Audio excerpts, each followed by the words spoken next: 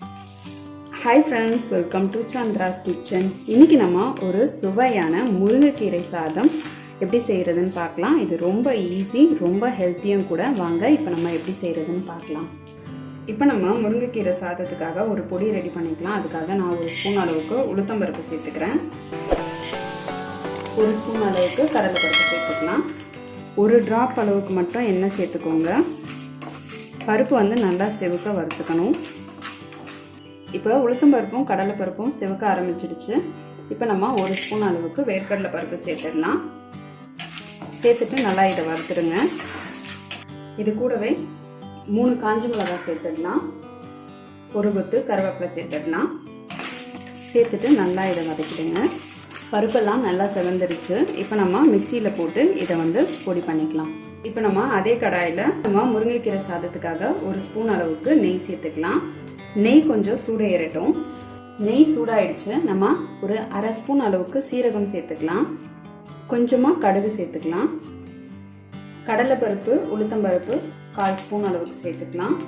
வேர்க்கடலை பருப்பு கொஞ்சம் சேர்த்துக்கலாம். இது எல்லாத்தையும் சேர்த்து நல்லா வதக்கிடுங்க. இது செவக்க ஆரம்பிச்சிருச்சு. நம்ம ஒரு சின்ன சைஸ் பச்சை மிளகாவை இந்த மாதிரி கட் பண்ணி வச்சுருக்கோம், அதை சேர்த்துடலாம். சேர்த்துட்டு நல்லா இதை வதக்கிடுங்க.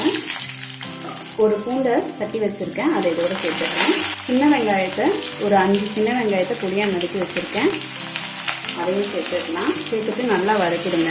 நெய்யில் இந்த வெங்காயம் பருப்பு எல்லாம் வரப்படும் போதே நல்லா வாசனை வரும். இது ரொம்ப சூப்பராக இருக்கும். இந்த சாதம் ரொம்ப சிம்பிளாக ஈஸியாக செய்யக்கூடியது. வெங்காயம் வந்து ஓரளவுக்கு நல்லா வதங்கிடுச்சு. இப்போ கருவேப்பிலை கொஞ்சம் சேர்த்துக்கலாம். முருங்கைக்கீரையை நான் சுத்தம் பண்ணி எடுத்து வச்சுருக்கேன், அதை இதோட சேர்த்துக்கலாம்.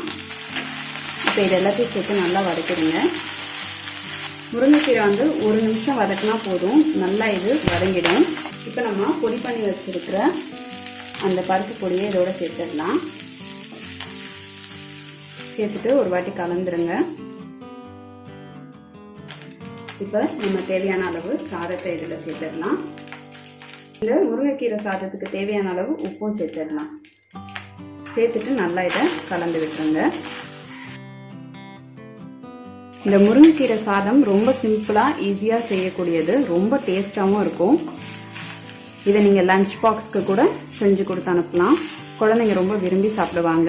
முருங்கைக்கீரை சாப்பிடாதவங்க கூட இது ரொம்ப பிடிச்சதாக இருக்கும். நெய்யோட வாசத்தில் இது ரொம்ப நல்லாயிருக்கும். இந்த சாதத்தை எல்லாமே நல்லா கலந்து விட்டுருங்க.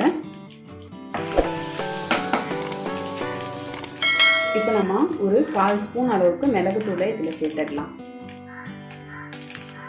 இது கூட ஒரு கொத்து கருவேப்பிலையும் சேர்த்துருங்க. சேர்த்துட்டு நல்லா இதை கலந்துருங்க. கொஞ்சம் போல பெருங்காயத்தூள் சேர்த்துடலாம். சேர்த்துட்டு நல்லா கலந்துடலாம். இப்போ நம்ம கடைசியாக ஒரு ஸ்பூன் அளவுக்கு நெய் சேர்த்துக்கலாம். இப்போ நம்மளுடைய சுவையான முருங்கைக்கீரை சாதம் சூப்பராக ரெடி ஆயிடுச்சு. நீங்கள் இந்த முருங்கைக்கீரை சாதத்தை உங்கள் வீட்டில் செஞ்சு பாருங்கள். செஞ்சு பார்த்துட்டு உங்களுடைய ஃபீட்பேக்கையும் கமெண்ட்டையும் எங்களுக்கு சொல்லுங்கள். இதே மாதிரி இன்னும் நிறைய ரெசிபிஸ் உங்களுக்காக வந்துகிட்டே இருக்குது. இதுக்காக நீங்கள் செய்ய வேண்டியதெல்லாம் சந்திராஸ் கிச்சனுக்கு இது வரைக்கும் சப்ஸ்கிரைப் செய்யலைன்னா சப்ஸ்கிரைப் பண்ணிவிடுங்க. பக்கத்தில் இருக்கிற பெல் பட்டனையும் ப்ரெஸ் பண்ணுங்கள். நான் இன்னொரு சுவாரஸ்யமான ரெசிபியோடு உங்களை சந்திக்கிறேன். நன்றி, வணக்கம்.